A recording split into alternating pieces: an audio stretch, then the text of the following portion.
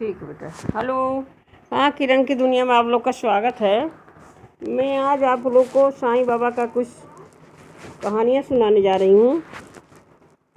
साईं बाबा शिरडी के साईं बाबा, शिरडी वाले साईं बाबा। कौन कहता है कि साईं बाबा इस दुनिया में नहीं है? ऐसा तो कोई नहीं कह सकता है। जो अज्ञानी है वही कह सकते हैं। हम लोग तो नहीं कहते हैं कि साईं बाबा हमारे इस दुनिया में नहीं है। साईं बाबा अमर है, ज्ञान रूप हैं। वो बहुत ज्ञानी हैं, बहुत ज्ञानी हैं। उनका रूप अनेक है, वो एक ही हैं। भगवान सबके एक होते हैं, अनेक नहीं होते हैं। भगवान सबका एक होते हैं। भगवान का मालिक वही एक होते हैं। साईं भक्तों के मतलब भक्तों लोग के साथ में रहते हैं। अमर ज्ञान है, रूपी ज्ञानी हैं। सदैव अपने भक्तों के साथ रहते हैं। बाबा के मतलब बाबा का जन्म कैसे हुआ था, कोई बता सकता है? कहाँ हुआ था, कैसे हुआ था, किस स्थान में हुआ था? ये तो कोई नहीं बता सकता है। दादी अपना वीडियो उठाकर बोलो। तो भगवान साईं जी का जन्म कहाँ हुआ था, कैसे हुआ था? तो साईं बाबा हमारे कहाँ पे उनका जन्म हुआ था? क्या आप लोग सोचे भी होंगे कहाँ जन्म हुआ था उनका? शिरडी वाले साईं बाबा तो सारे लोग कहते हैं, मगर बहुत लोग जानते होंगे। ऐसी बात मैं नहीं कह रही हूँ। मैं अज्ञानी रूपी नहीं हूँ। मैं भी तो मैं अपना दिमाग में जो आ रहा है वही बता रही हूँ। साईं बाबा का जन्म हुआ था शिरडी में ही, मगर वहाँ में इसीलिए उनका नाम भी रखा गया शिरडी वाले साईं बाबा। मगर उस नीम के पेड़ के नीचे उनको समाधि में पाए गए थे। नीम के नीचे पेड़ था, और नीम का पेड़ था, उसके नीचे समाधि था। उसी में साईं बाबा को दिखाई दिए, उसमें बालक के रूप में। उनके माँ बाप भाई बहन कोई भी और नहीं उनके साथ में था, केवल साईं बाबा थे। देखिए कैसे उनका आगे पोषण पालन हुआ। अच्छा ये बताइए, उतने ही छोटे उम्र में छोटे बालक के रूप में थे साईं बाबा, और बालक के रूप में थे। और ऐसा नहीं था कि कोई भी व्यक्ति से उनका परिचय नहीं था।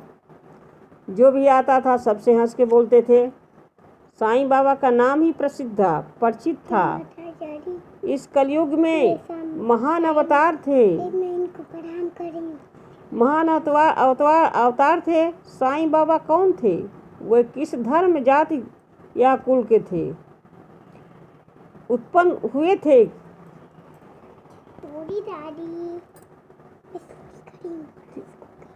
बात भी नहीं जानता। उसके पूर्ण जन्मों में उसके बारे में, उनके माता पिता भाई बहनों आदि बारे में कोई भी नहीं जानता।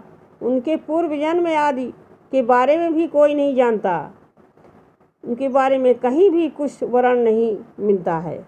साईं बाबा तो अपने माता पिता, संगे संबंधी, मित्र, जाति, वंश या शारीरिक जीवन को त्याग कर केवल भक्तों का कल्याण करने के लिए ही शिरडी में अवतारित हुए थे। सबका कल्याण करने के लिए शिरडी में साईं बाबा अवतार लिए थे। देखिए अवतार लिए थे। साईं बाबा तो अपने माता पिता को भी नहीं जानते हैं कि कौन है कौन नहीं है। शिरडी में अवतार हुए थे। साईं बाबा भगवान शिव शंकर के पूर्ण अवतार थे। शंकर भगवान के अवतार थे। शिरडी गांव में एक वृद्धा स्त्री जो नाना चौकीदार, एक स्त्री चौकीदार की माँ थी। उसके बालक का नाम था चौकीदार, उसकी माँ थी। उसके अनुसार वह अपनी बातों में सदैव बाबा की अद्भुत लीलाओं का ही वर्णन किया करती थी। सबसे पहले एक युवा और अत्यंत ही मनमोहक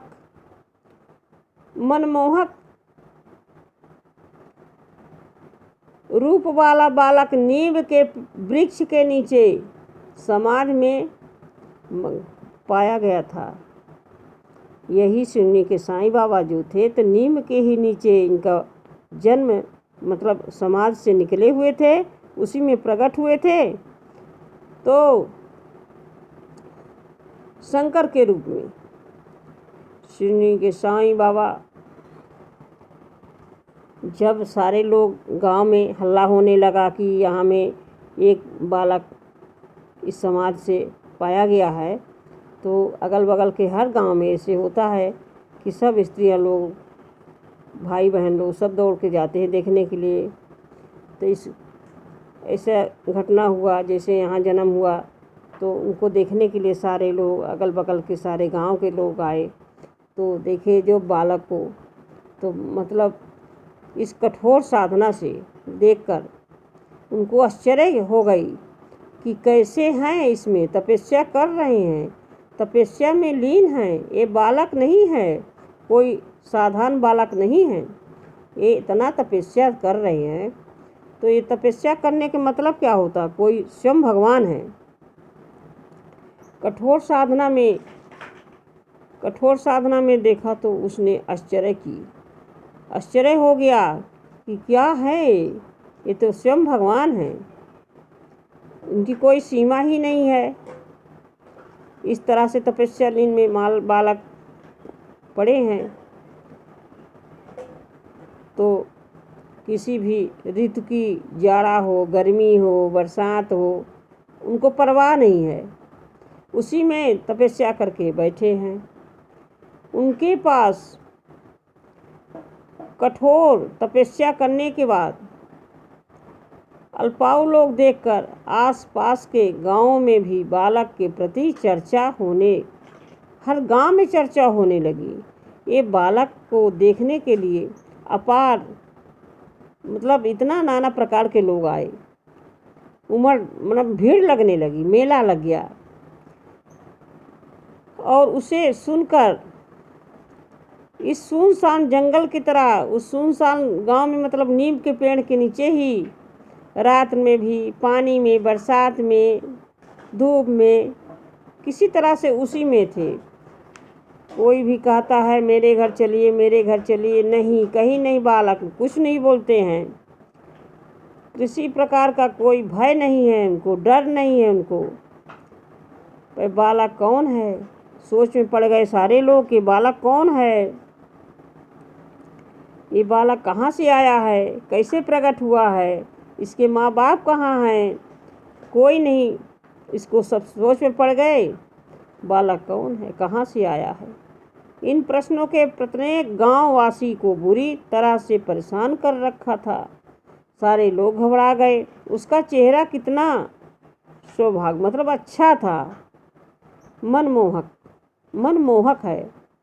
उसको मतलब देखने में इतनी अच्छी उनकी शरीर था कि सब लोग देखते थे, इतना सुंदर चेहरा। तो सब लोग देखकर सब लोग चकित हो गए थे। उनसे एक बार देखने से ही हृदय में प्रेम की तरंगे उठने लगती थी।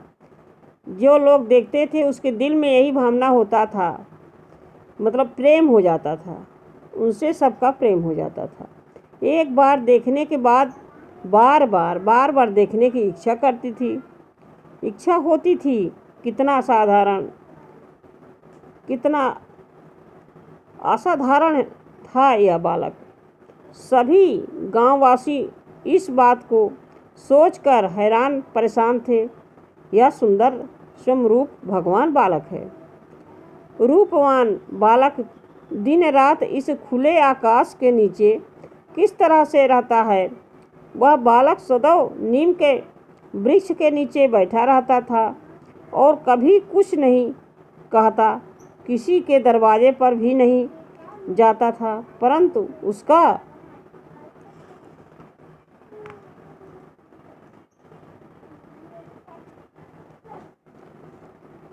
उसका आचरण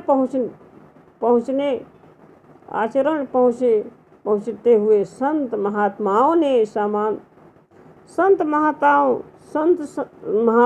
के तरह उनके महात्माओं के समान था। वह प्रेम और वैराग्य की साक्षात जीती जागती मूर्त दिखाई पड़ता था।